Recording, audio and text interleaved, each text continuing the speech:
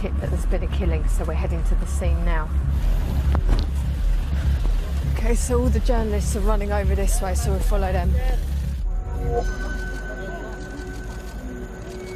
The body is just in front of a car there. It's very close. His hands are tied behind his back. We've got the crime scene people are working the scene already. I've come to the Philippines in Southeast Asia to investigate the world's bloodiest war on drugs. I've joined a night shift with some local journalists in the capital, Manila. How many bodies like this do you see on a typical night? Our minimum per night is 10. 10 a night? 10 a night. So our largest number is 22 all around 22? Metro Manila. Yeah, all around Metro Manila. His wallet's been completely emptied. Inside was a note that said, sorry, I destroyed my life because of drugs. Sorry, I am a pusher. And he's got a single shot to his head. We receive a tip-off about another killing and rush with the press pack to get to the scene. But before we reach there, news comes in of another execution. And then another. It's madness. The journalists just can't cope with the numbers. They're zigzagging all across the city trying to find these killings. I'm told we're up to killing number 4 now, and no one's even had time to cover 2 or 3.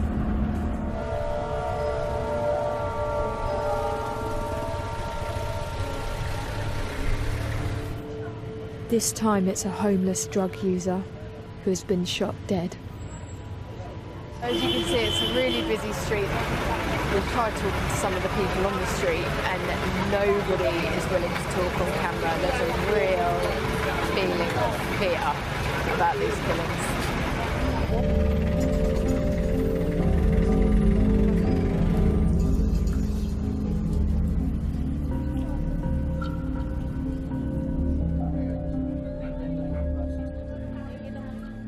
In the past 8 months, over 7,000 people have been killed in the Philippines.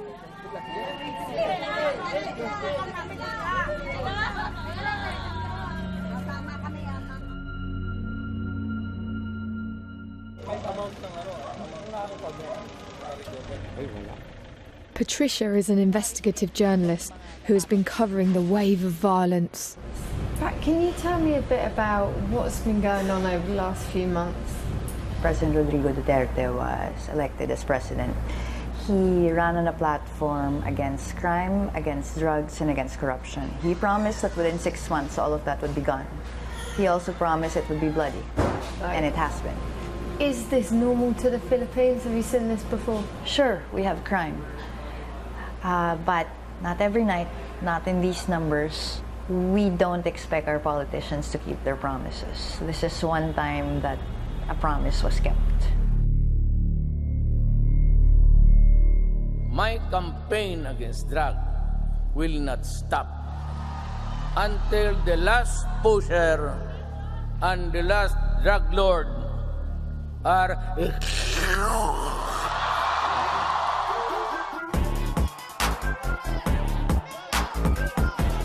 Rodrigo Duterte swept to power in the Philippines last June after vowing to kill anyone involved in drugs.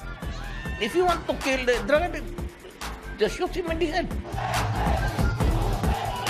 He campaigned as the hard man mayor who cleaned up his city of crime, earning the nickname Duterte Harry.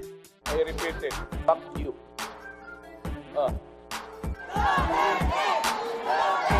Duterte's brash, bold and blunt, driving crowds wild like no politician before him. He won the election in a landslide. All for this war on drugs.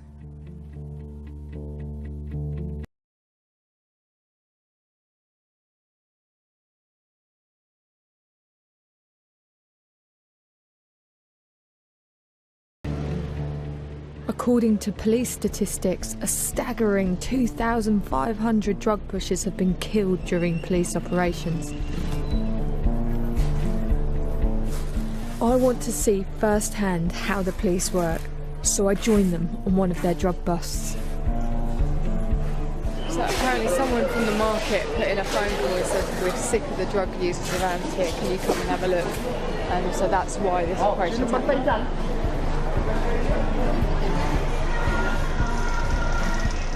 The team splits into groups and spreads out.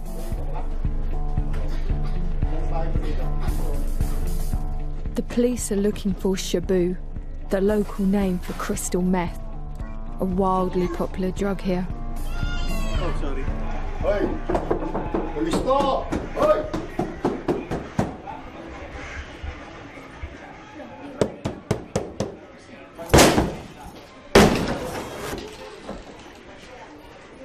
They tear the home of one suspect upside down and find evidence of drug use in the hallway. So scales for weighing drugs? Yes, so weighing distributing drugs? Yes, can be And pipe.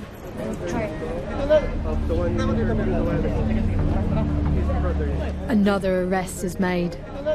Undercover operatives catch a man in the act of selling Shabu. They call these kind of operations buy bust.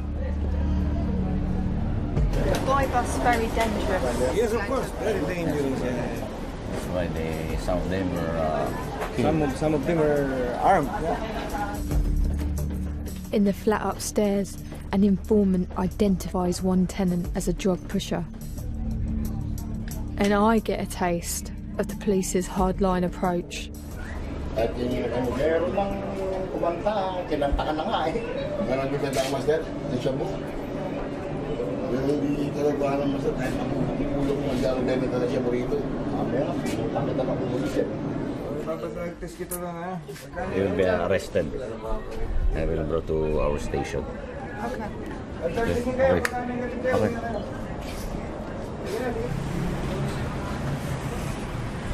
So for the police, this has been a very successful day. This suspect, who's in handcuffs now, is their 15th arrest.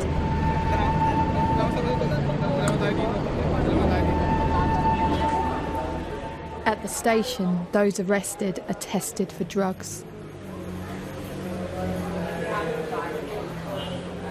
Is it negative? Positive. Positive. Have they all been positive? Positive din. Those who test positive are added to the drugs watch list, a long list of everyone believed to use or sell drugs. So this was the male holding cell, and you've got all the recent arrests in here. How many of you are in here for drugs charges? Taas ang kamay.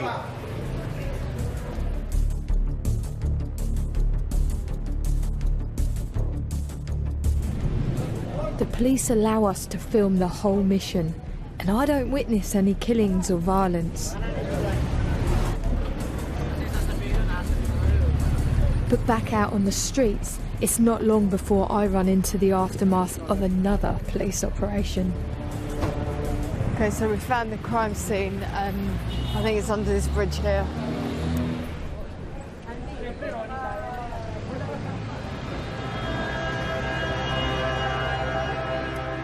There are multiple dead bodies, riddled with bullets.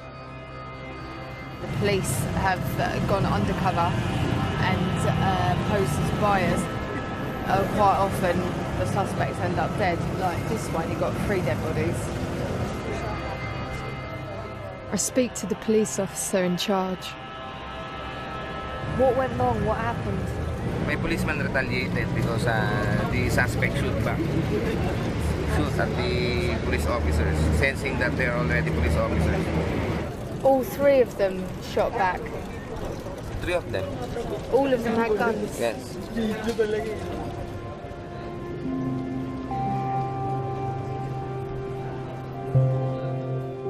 The police almost always say that they have acted in self-defense against drug dealers. But I want to investigate claims that many of those killed have been set up by the police.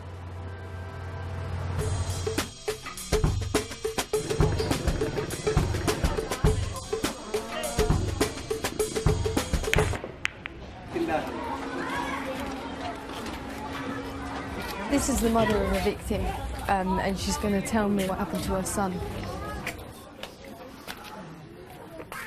This is where the place where my son was killed. He was lying here. Then the policeman came in. He broke the door, then killed my son. Christina says she wasn't here when her son was killed, but neighbours told her what happened. Police claim it was Henry who fired first when they came to arrest him. I said, this is not true. He has no gun. He has no gun. They just placed it on his hand. I think that's what they did. So they did find a gun here, but you think they placed it here? They placed it on his hand. Why would they do that though? So that they have a reason to kill my son. Did the neighbours hear anything? Nang dumating ako dito, sabi nung kumpare niya na nakakita, nung daw unang putok, sabi daw, aray, nay. That's terrible. I'm sorry making you go over this. Oh dear.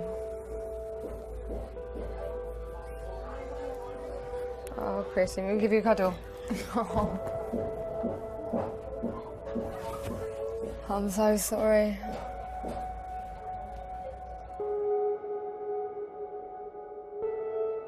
Henry's mum even admitted to me that yes, he is guilty to a certain extent. He is involved in drugs, but still that doesn't justify him being killed. And yet this is just one case. There are thousands of these in this country. It's not right.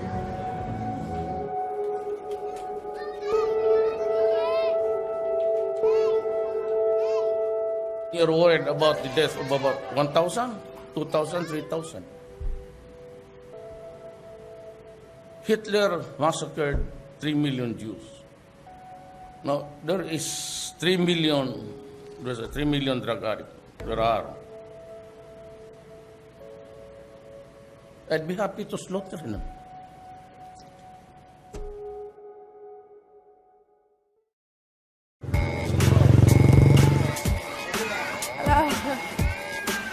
I want to know why dealers continue to sell in a terrifying climate like this. Most are too frightened to talk, but we managed to track down someone who agrees. I'm on my way to meet with a drug dealer, so I'm about to meet the person who's doing the most dangerous job in all of Manila.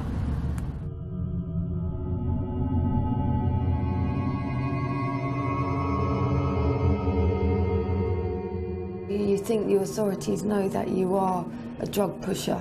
Nadalan po ako ng papel na bawal na ako magtinda niyan. Nagtinda pa rin daw ako nila, papatayin na po nila ako. Ginawa ko pa rin sa wala kaming hanap buhay. Kahit pinapatigil po ako ng asawa ko, kahit wala tayong kainin, hindi naman pwede po, magugutom po. The dealer shows me her merchandise. She sells each of these packets of shabu for just £4. Just for having, because to me this looks like a small amount. For that, could you be killed?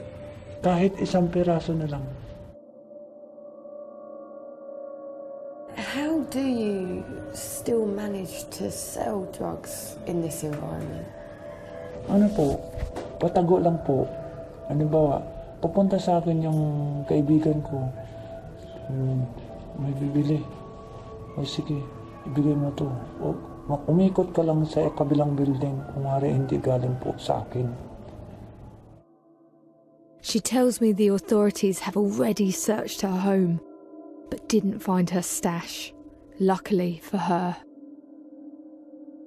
Kagaya ng isang araw, pinatay na yung kasama ko. Halos sa gabi nga, hindi na ako makakatulog nang maayos. Kunting taho lang ang aso. Kinakabahan ako. Maraming namamatay na sa amin.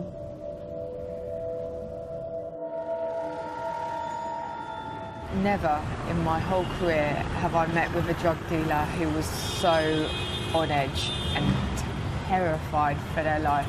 And eyes were moving around. Any noise she heard, she was on alert, she was listening.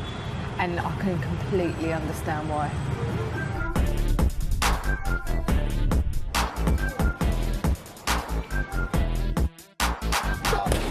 When the killing started, drug users and pushers were given an ultimatum by the authorities: surrender or die. According to the police, over 1 million people surrendered, pledging never to touch drugs again. Thousands were sent to rehab. Hello. Hi. What is it here?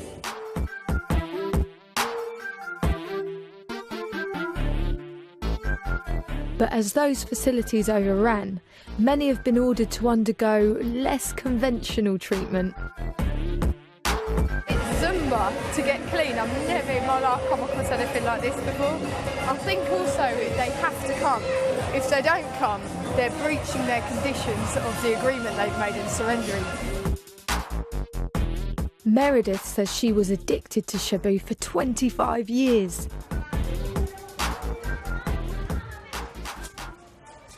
I want to know how Duterte's war on drugs has affected her. Dito, pasok po. Your house? Yes. Yes. How many of you live here? 10. 10? Yeah. That's a lot of you. Meredith surrendered 6 months ago. Kaya ako sumuko dahil naano nga sa mga anak ko, parang nababala yung galang nila sa akin. Yung parang binabaliwala na nila ako. Tapos yun nga, mula po nung sumuko ako, hindi na po talaga ako gumamit. Parang, bumalik po yung pagtingin nila sa akin. She says it was Duterte's war on drugs that finally persuaded her to quit. So do you think the war on drugs is a good thing? Oo, maganda. I've heard of so many people being killed for the war on drugs. What do you think of that? Hindi, natakot din kami na ganun. Baka mangyari din sa amin yung ganun na mamamatay. Kaya tumigil na rin po kami.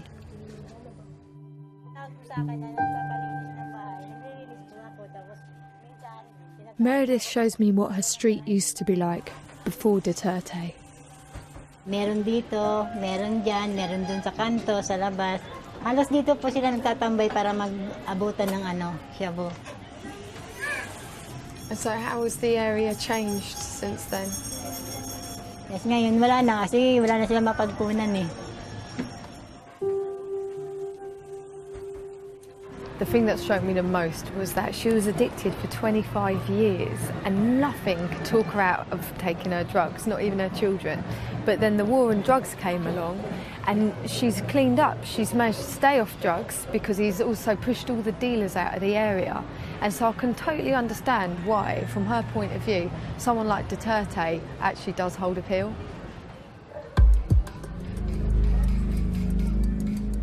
Duterte's apparent success in tackling drug use has gone down well with most Filipinos. But the longer I'm here, the more it becomes clear who is bearing the brunt of all this violence. The thing is that every single one of these victims that I've been told about the cases, they're the poorest, they're the lowest of the low. So it don't feel like this is a war on drugs. They're not targeting the big guy. They're shooting fish in a barrel. These are the little boys. And they're easy targets, and they're the ones getting shot.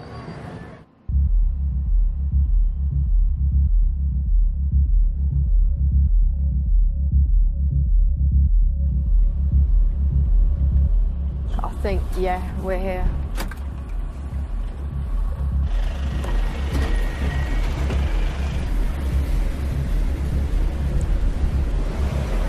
On another night shift, we find the first body of the evening.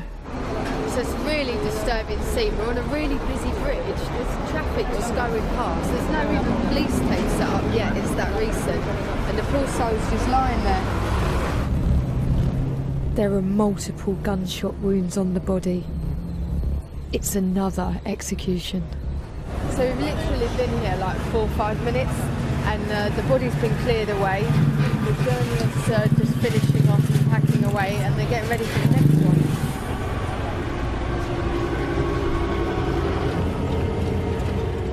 We don't have to wait long. As we head back near a slum, there's a second body. So it looks like the body of a girl. She's obviously been shot, and she looks young.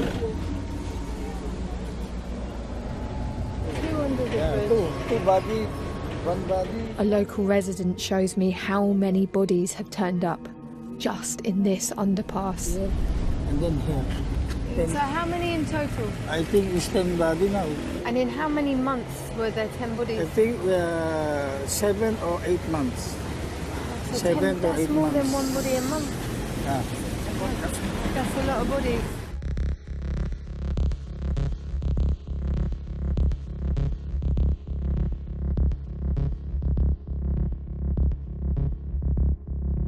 The next morning, I follow the dead body of the young woman.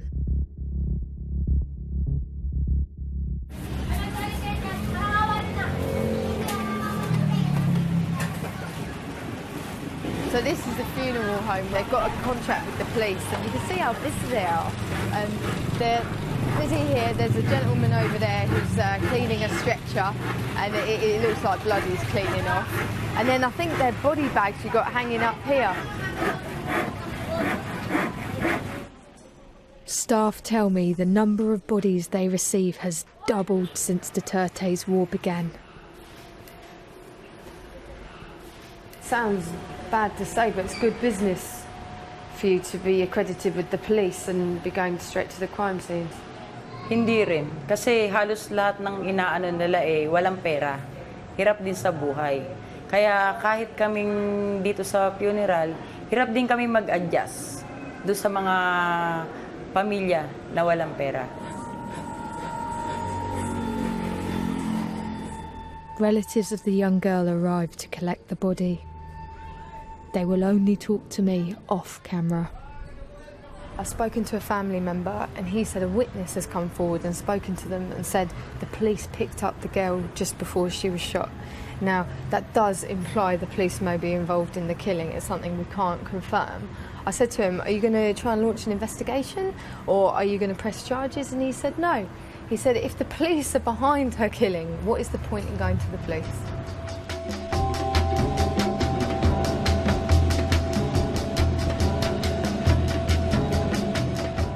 The role of the police in the killings is denying many bereaved families any hope of justice. But they do have one option. This morning I've come to the Commission on Human Rights as I've heard that this is the organisation that desperate families come to looking for help. And today I'm heading out with their investigation team. June runs a special unit which investigates extrajudicial killings. So you think it'll be a long day? Only two cases. Only two? Okay. Do you find people are reluctant to talk?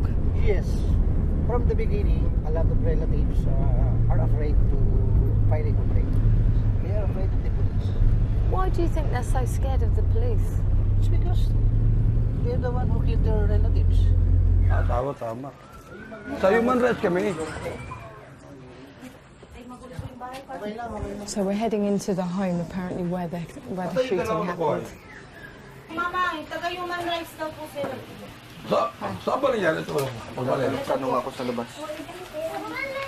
Yan po yung iba sa dugo po. Pagbabaho dito, sinampal na ho siya. Sinampal niya? Diyan po siya minarin. Blood. There's traces of blood still there. The victim was 34. He was shot 4 times by the police. A sign was left next to his body. It warned, drug pusher and addict, don't follow. Anong baril ba tinaniman pa siya ng baril? Ha? Sabi daw po ng laban daw. May baril daw. Sabi nga niya. May 38. Pero hindi namin nakita yung ebidensya. Hindi pwedeng manlaban. Nakailira sila dyan. Relax lang. The police claim the victim was selling drugs to undercover cops. According to their report, he fired his gun first after realising they were police. Yun niya po, nanay, ulitin ko po. Totoo po siya sabi niyo. Karamihan mo sa pulis yung nagawa ngayon, puro mga sinungalingan. At alam mo namin yan. Baka naman mamaya kuya papunta niyo doon, may bababati itong pulis. Diyos ko talaga ako.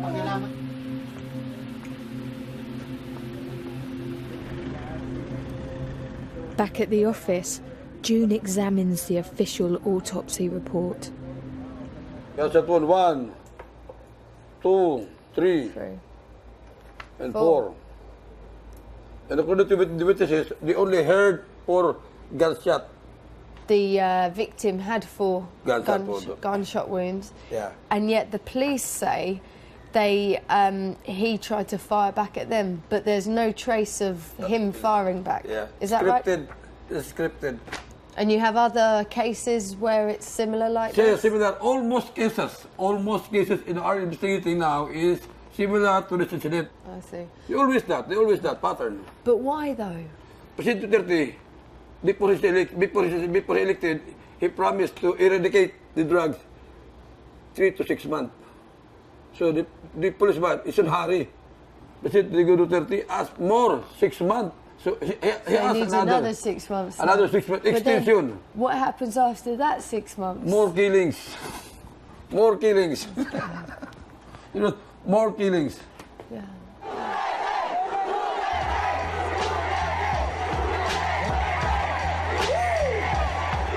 One reason Duterte can carry on his brutal campaign is because he's incredibly popular. We will continue, and I will continue, and I don't give a shit about anybody observing my behavior. The more outrageous his remarks, the more the public seem to love him. Over 80% of Filipinos support Duterte. He's achieved cult status. There's a group in the Philippines that are so popular called the Mocha Girls, and they're performing here tonight. I've also heard that they're really big Duterte fans, so I'm hoping to have a little chat with them after they perform.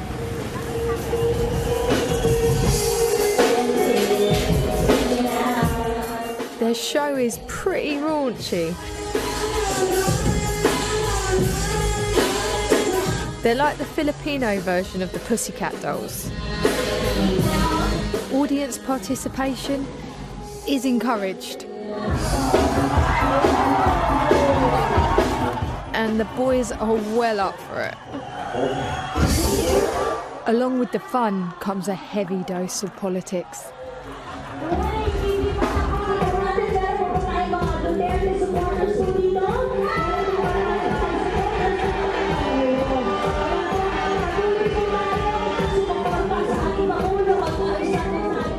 I see many in the audience raise their fist with the Duterte salute.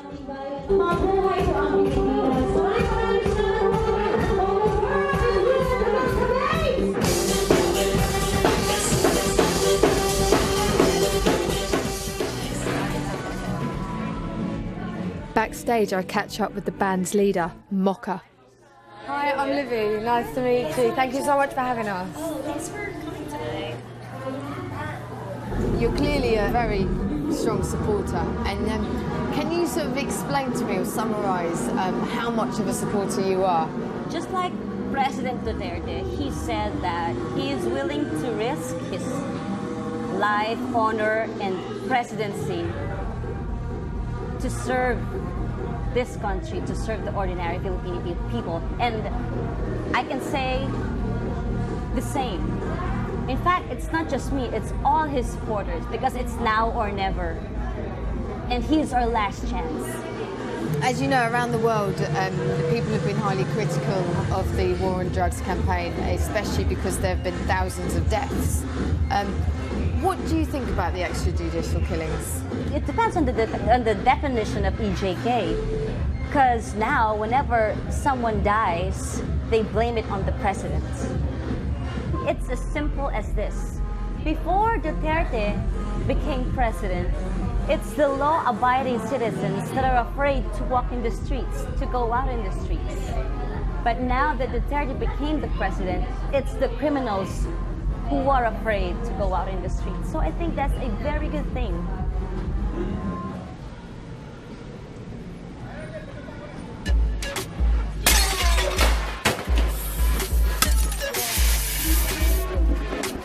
Duterte's government wants to show everyone they're winning the war on drugs.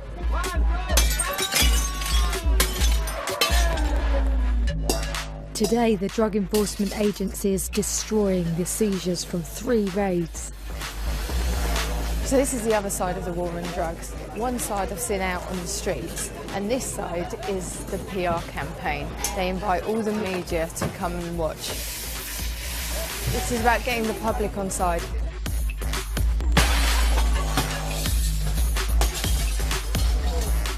The meth lab chemicals and equipment getting destroyed are worth a total of £50,000. So no one can deny that this is an impressive haul of sophisticated meth production. But if this is the second destruction like this in the space of 6 months, I wonder how big the drug problem really is.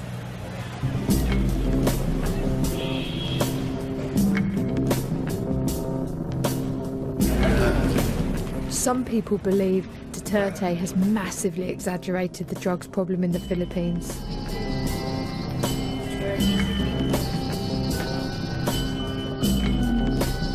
One of Duterte's fiercest critics is Senator Antonio Trillanes.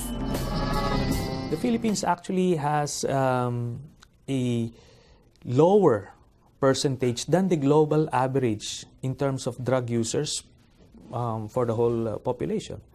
The global average is 5%. The national average is 2%. So it's way lower, but he needed to magnify it so that he can justify this deadly war on drugs. He tells me about the first time he met Duterte. He was basically bragging about this person who was kneeling down, and he shot him in the head, mafia-style execution. And he was proud about it, he was bragging about it, and I was afraid for my country that he's such a monster, he's a psycho. Duterte hasn't only encouraged police to carry out extrajudicial killings. Do it yourself if you have the gun. You have my support. If he fights, and he fights to death, you can kill him.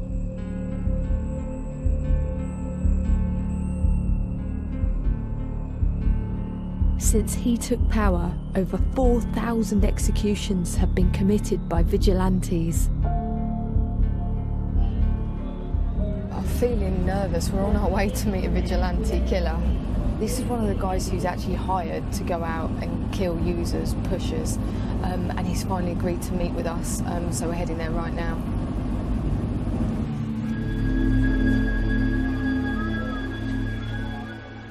The vigilante speaks to me on condition of anonymity.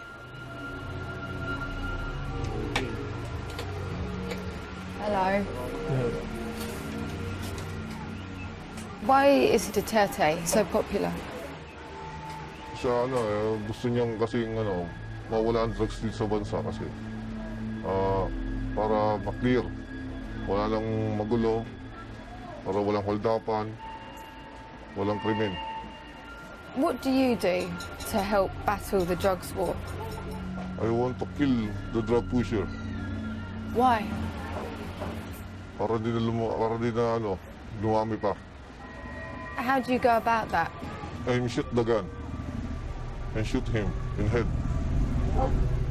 He says he belongs to a network of vigilantes who work together and kill drug dealers by breaking into their homes. I was shot the gun from the head. In the back of my head? Yes, back in the head. See, this is making me nervous, you just showing me. He says that in the last few months, they've executed 12 drug pushers. A lot of people watching this might think that drug dealers should be arrested, sent to prison, and it's dealt with. And them killing drug dealers is wrong. What would you say to them? Paano kung yung drug pusher mamamatay tao rin? Kasi marami na rin silang pinatay dito dahil lang sa drugs Matanda man, kahit bata, pinapatay nila Do the police know what you do? Yes, alam ng pulis yan. Kapag pinatay namin, sila umaapo. Sabi nila sila bumira. He says it's the police who provide the names of people to be eliminated. Do you speak directly to the police? Oo, kausap namin direct. Tinatawagan namin kapag clear na yung tao. But what do they say? Good job. Ayun lang. Good job. And how do you feel just after a killing? Nothing to feel. Nothing to feel.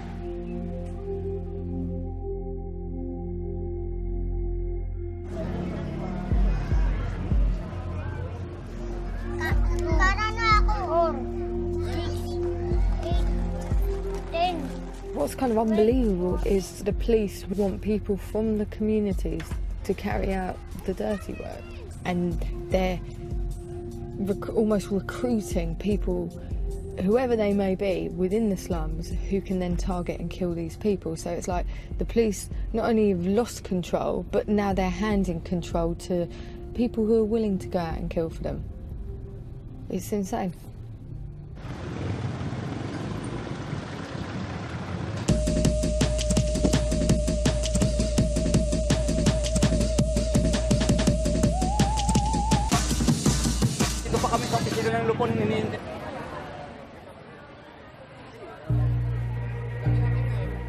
Most of the dead in this war have been killed after being added to the police's watch list.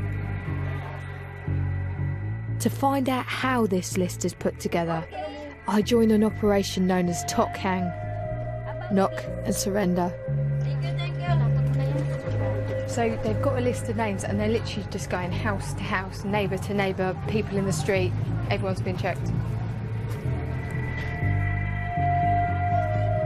The police work together with local volunteers who come up with names, often based on rumours. So you work very closely with the community and listen for what people are saying about each other? Po naman, kasi itong area ko, minumonitor ko naman po to. Do you hear rumours and... Pag may mga problema, lumalapit sila sa akin, so alam ko kung ano yung mga nangyari sa kapaligiran. The homes of former drug users are prime targets. Yung tinatanong kita direkta. Yung direktang tanong ko sa iyo, ikaw po ba ay gumagamit ng pinagbabawal na gamot? Noong pa ho yun. Kailan po? Kailan yung last time? Siguro mga 6 months. 6 months. People are tested for drugs in their own kitchens. Were they positive or negative? Negative po. All negative. You're clean. Give me a high five. Yes, mate. Thank you. So, go. Back on the street, a local man is stopped. Someone has named him as a drug user. He is submitting himself to a drug test. He looks quite angry about it. He doesn't look happy. The police and volunteers escort him back to his shop. Hindi rin ako nag-volunteer. Sabi nasa listahan daw ako. Nasaan yung listahan na yan? Gusto ko makita. Kung negative ka, mas nabitay na, pwede mong ipagmamalakay na drug-free ako. So ito. I think here you're guilty until you prove yourself innocent when it comes to drugs. I'm terrified about what could happen to him if he tests positive.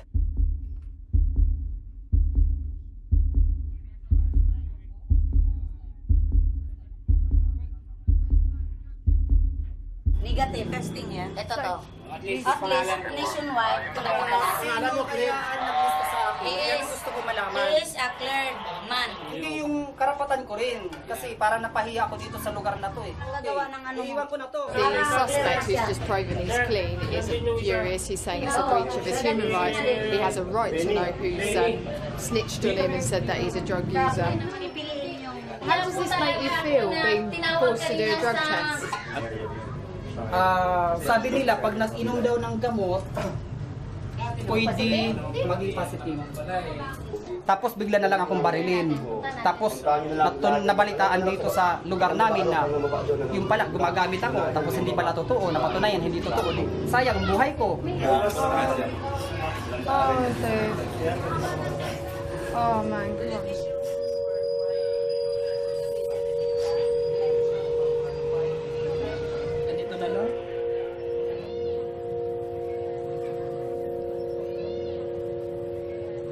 This is really starting to feel like a witch hunt.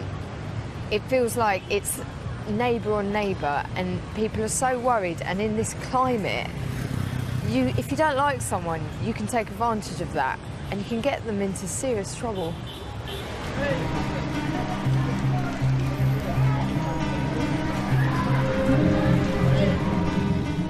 There are many stories of people exploiting this drugs war to frame their enemies, even when they're innocent of any crime. I travel north of Manila to meet a family who lost their son only a few months earlier. Hello, I'm Livy. Thank you. Thank you. So... Yeah, this is my son, Yanni.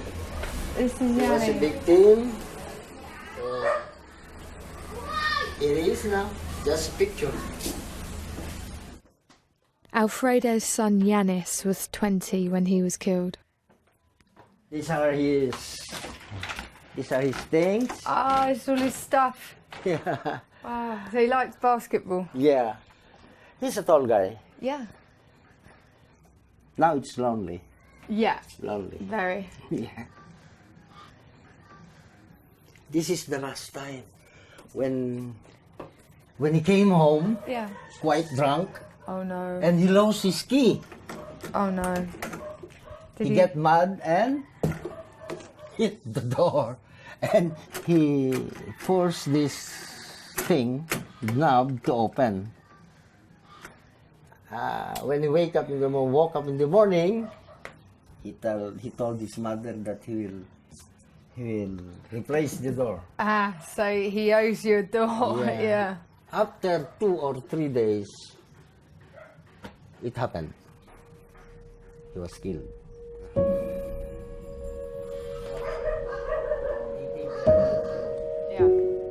Yanis's family say he was killed because a local man held a grudge against him.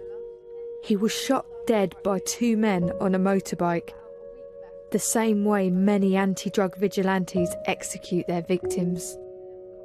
Everybody knows he don't like drug, especially people using drugs. He hates that very much. He even voted President Duterte. He did. He voted Yes. Duterte. Yes, we all did. We all support him all the way. The people who murdered Yanni wanted to make it look like it was just another killing in the war on drugs. Precisely. Because It killing will, again. now is allowed. It's allowed here. So lucky. As we are talking, Yanis's friend Darnell arrives. He was sitting next to him the night of the murder. So how many times was he shot? Ilang beses? Isa lang to, di ba? Isa lang po. Once. Once, but it went straight through. Yes. Poor thing. He's so lucky. Really lucky. How are you feeling now? Sa nangyari po, medyo masakit po eh. Siyempre, hindi mo in-expect na mangyayari sa inyo yun eh. Sa amin yun eh. He says they were out celebrating exam results. So the motorbike came from up here to here? Opo. Yes. Taas po. Tapos huminto rito. Tapos si Yani, binaril na po dito yung si Yani. Diyan. And he shot Yanni first? Opo. Tapos dumapa po siya dyan. Tapos, he fell down. Tapos ginahila ko po siya. Then And he you were tried trying to pull him. Oh, you're trying to pull him away. Nung nakakuha po ako ng pagkakataon tumakbo. Then I had a chance to run away. Tumakbo pag sa taas. Shot in the back, Arnell ran up this hill and hid. But what were you thinking when you were hiding behind that sand? Takot po. Kasi nung time na yun, narinig ko pa rin yung putok na yun eh. Na pinagbabaril pa rin siya ano eh. Hindi po tinitigilan eh.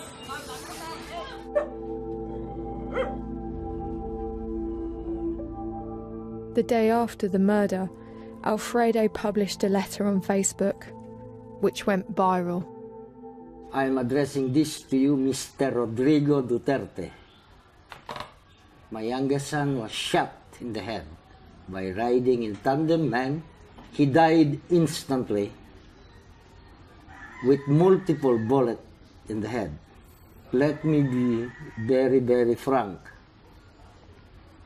If they know how to kill people, so do I.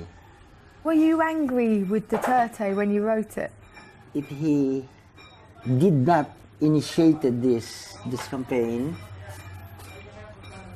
perhaps my son is still alive now.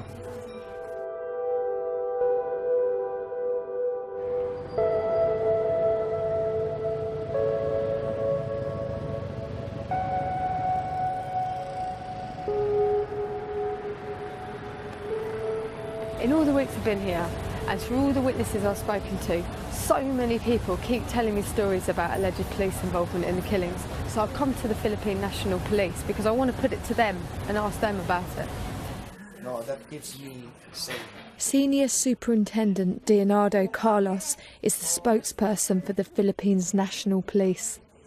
There's a steady decline in the number of crime incidents. When we started our campaign against criminality, all crime happening in the streets went down, except for murder.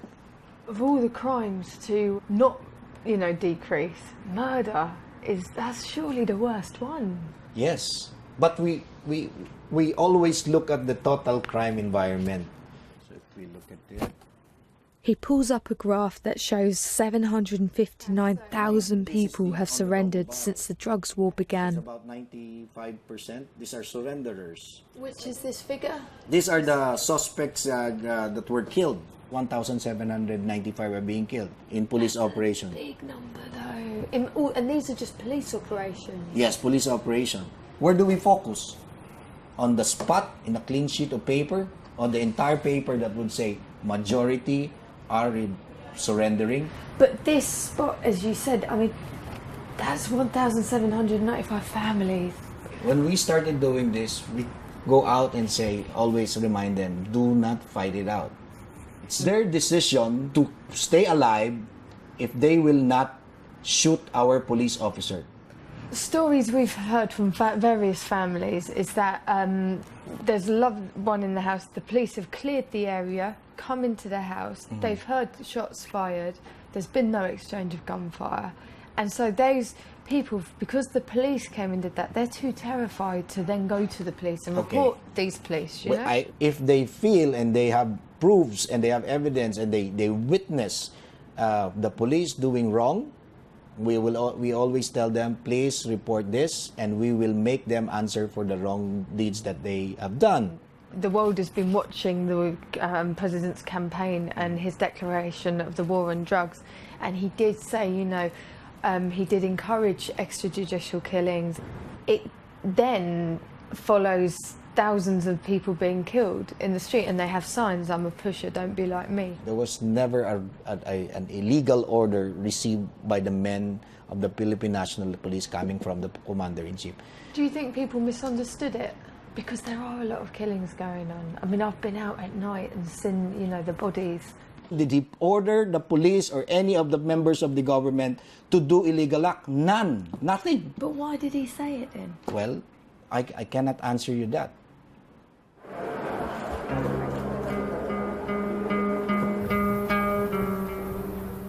Duterte is escalating the scope of his war on drugs. This is the drug industry of the Philippines. In here are the names of municipal mayors and a few senators. He claims over 1,000 public officials are linked to the drugs trade. He's read out many of their names on TV. Some have already been killed. The numbers in the firing line keep growing and increasingly include the president's critics. So President Duterte has made yet another controversial speech. This time his focus was on human rights activists because they protect drug pushers. And he's actually saying, I will include you in the killings now. So of course that's caused major alarm in the human rights communities here.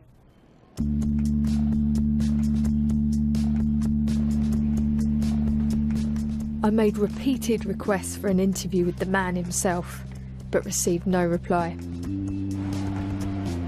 Yet I did manage the next best thing. Hi, Miss Jocelyn, I'm Olivia. Hi, I'm Olivia. A meeting with his sister, Jocelyn, the family spokesperson. There was something phenomenal about his winning the presidency. It was because of the overwhelming votes that he got. So it's the will of the people. And why do you think that was? He got so many, though.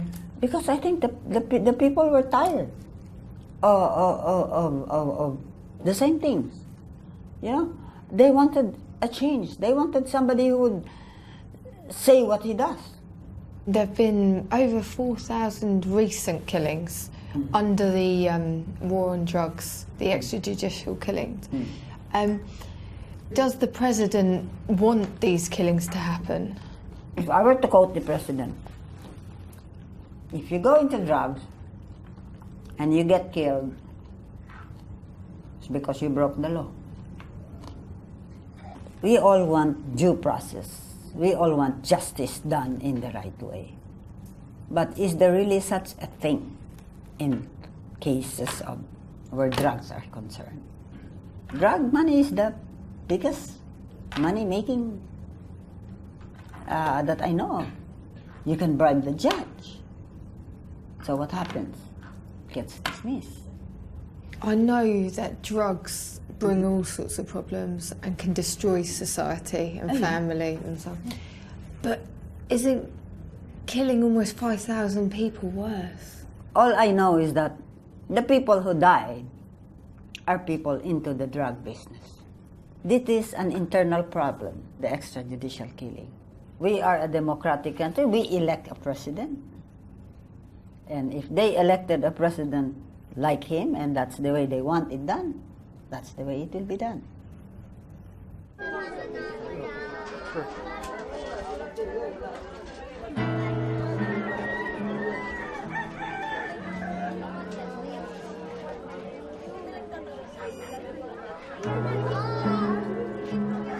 I have 4 million drug addicts in my country. So, that is not a joke. For as long as there are drug lords, this campaign will go on until the last day of my term. And until all of them are killed.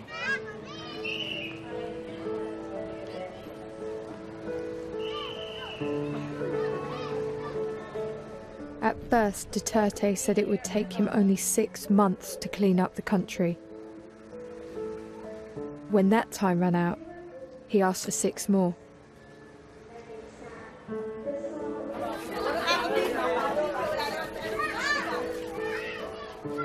So everyone has been caught up in the climate of impunity created by this war on drugs.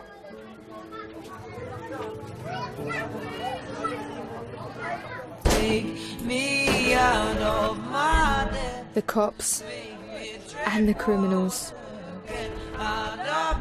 the killers and their victims, the guilty and the innocent.